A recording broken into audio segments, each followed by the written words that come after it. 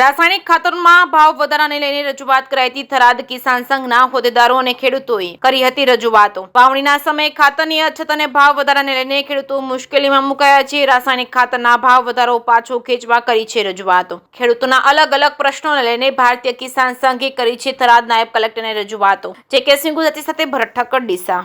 આમ તો શું થાય કે અમે સરકારને તો વારંવાર આના વિશે જગાડ્યા હતા। ભારતીય કિસાન સંઘ ખૂબ મહેનત કરે, પણ હવે અત્યારે સરકાર પણ એવી જાડા સાંભળવાની થઈ ગઈ છે કે કોઈ પણ એ સાંભળવા તૈયાર નથી। ત્યારે સરકારને એવા ભાવ ચડાયા છે DAP ના અને NPK ના કે ખેડૂતની ખેતી થાય એમ થઈ। એક બાજુ વરસાદ વહેલો થયો એટલે બાજરીઓ અને મગફળીઓના પાક નિષ્ફળ ગયા।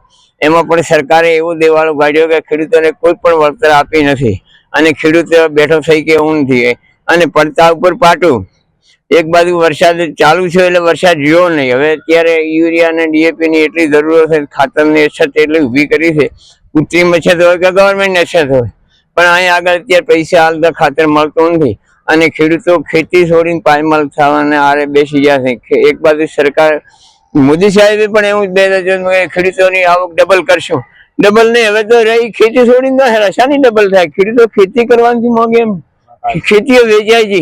અત્યારે મારા તાલુકાની આ વાવ થયા જ નહીં એટલે મને યાદ છે લગભગ દર વર્ષે 1000 હેક્ટર જમીન વેચાણ થાય છે।